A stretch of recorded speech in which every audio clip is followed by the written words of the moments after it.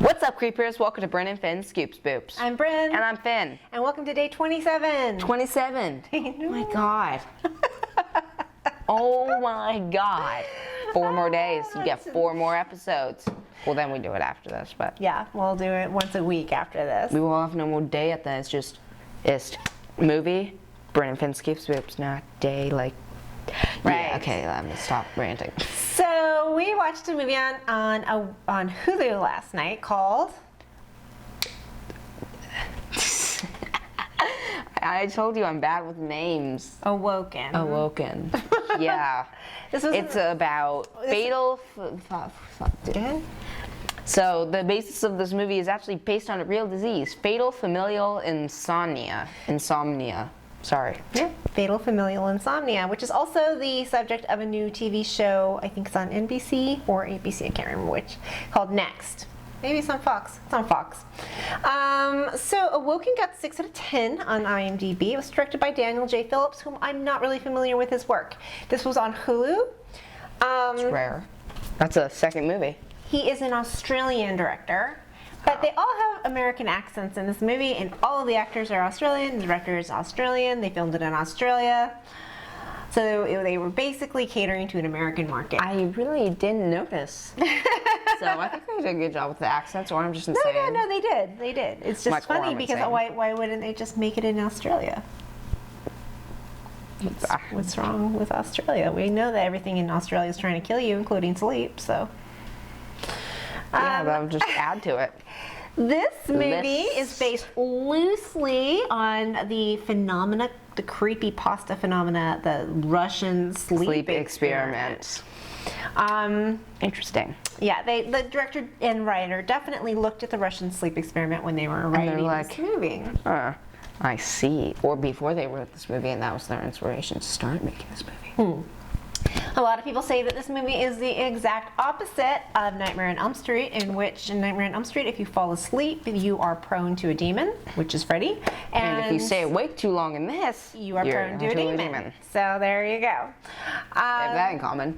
This movie is very much a possession movie, so if that's your jam, you might want to watch this. Wait, is Freddy a demon or is he a ghost? He's, you know what? It depends on which movie you're watching. Really? He's not a ghost ever. Really? Because isn't it his soul or something? Because he's an actual person. So. But it changes. It varies. So, okay. Awoken is about a brother and sister, and the brother is I remember it was a B. It was a very simple name, you know. Blake. Okay, Blake. Blake and KJ, Carla. Carla. She's called Carla through most of the movie, but her brother calls her KJ. KJ. What's up, KJ? This movie, it's definitely a possession movie. So if you really like possession movies, what are you giving people, do you like it?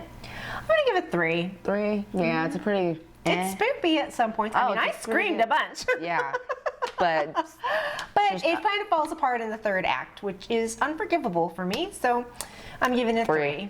I agree. Because it did fall apart in the 3rd act. 3rd act was like down 3, the toilet. I agree. Okay, so you want to talk about this movie a little bit? All right, so it starts off with Carla at school with her best friend. With her best friend in the middle of a lecture. That's what it's called, right? Yes. And she's in college. Her friend is talking to her about how she hasn't slept in a while. Alice, her friend Alice. So they're doing that, and they're learning about the fatal familial insomnia. The speaker, he is. Yeah. The lecturer is a expert on it. So, what's the transition to the next part? They go to the hospital. Yeah, they just go to the hospital. Where there's another guy there that she's a resident at the hospital. She's still a student, but she's a resident at the hospital. And there's another guy there that's watching over Blake. And that guy. And me and Phin looked at each other immediately and went, they totally boinked. Because it's very uncomfortable between them. They totally boinked. They had an awful breakup. That character was Patrick. Yeah. Woohoo! And So they're she's saying visiting. they're saying there's nothing they can do for Blake anymore. And she's talking about this like experiment that was done where? I don't remember. It was another country, but they can't do it because it's illegal. It's illegal, and they're basically She's sending like, Patrick home for his last days because there's nothing else they can do, and Patrick is going to die from fatal familial insomnia, FFI. Okay.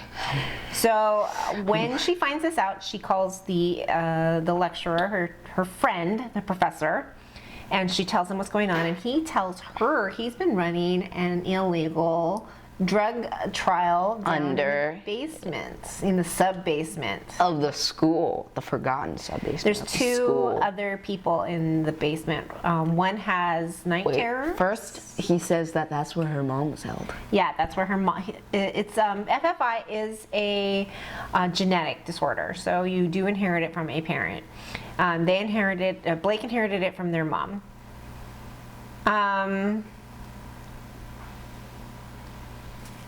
Hold on, just a second.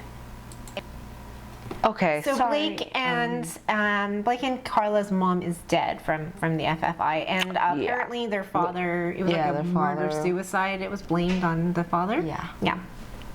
Who was also an expert in FFI. Their father. Huzzah! Expert. So there are two other people down there in the experiment room. So yeah, you said one of them. So yeah, one suffers from night terrors. Night terrors. That's Angela. And what about Chris? Chris. Chris has, I think, apnea, or I don't know. I can't remember. He has something. I don't know. He keeps his headphones on, and I don't even think he has a line really in the whole movie. Yeah, he doesn't talk. He's just in the corner with his headphones. They all share a room, the three of them in the experiment. And So they start. go ahead. I don't remember. Start doing their and stuff. I didn't take any notes. And they're researching, and I think it's getting like later now because they're all tired. Well, one of them's tired. So they were studying something, right? Mm-hmm. And did she hear something or? You're asking the wrong person. I don't remember the movie that well. Something happened, and I think she heard. She heard the blowing.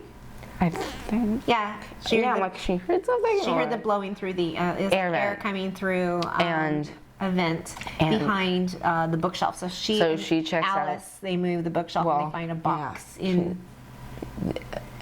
They find the box in the vent. Yeah. Okay. Skip it along. All right. So they find the box and they open it. It's files And it's videotapes too. about Oh, their About- mom. their mom. Their mom. And her dad's there. Yeah, Doing the their dad's experiments. he's the one that's narrating the videos, and he also has brought in a priest. Which the other researcher, the teacher, the professor, Yeah, it's the was teacher. not there, happy about. But he didn't say anything about it. He's not happy about having a priest there, though. He was pissed off. Acted like a jerk about it. Anyways, it shows their mom doing a lot of spoopy things that makes me scream because, like, suddenly she's there, and yeah, you know, like she's just boom. it relies standing there. really heavily And on jump scares. Yeah. So they looked through all those, and he starts coming, so they have to like hide it quickly. Yeah. And then it's Patrick. Yes, it's Patrick. He's down there. He's going to help Patrick. Blake. Patrick, the ex-boyfriend. Patrick, the ex-boyfriend, says he's going to stay. He's going to stay this time. He's not going to leave her just because her brother is dying. Because apparently before, As soon as he found out that her brother had FFI, he was like, peace. So, yeah. So he wasn't the greatest guy, but he turned out to be an okay guy towards the end there. Towards the end there. Do you want to talk about the whole thing, or? yeah, I'd say, should we skip it? You should skip it. It's not that I good. mean, unless you're super into the Russian sleep experiment or possession movies. Or like, it's like an SCP. Oh, sorry. Yeah, it did feel like I just an spit. And you did it again. I just spit again. Yeah, it is like an SCP. It's the secure, contain, They would make protect. That would be a good SCP movie. Me and my brother were gonna talk about SCPs, but then he pieced out. He went back on it. Yeah, I would skip this movie. It's pretty midland for these kinds of movies.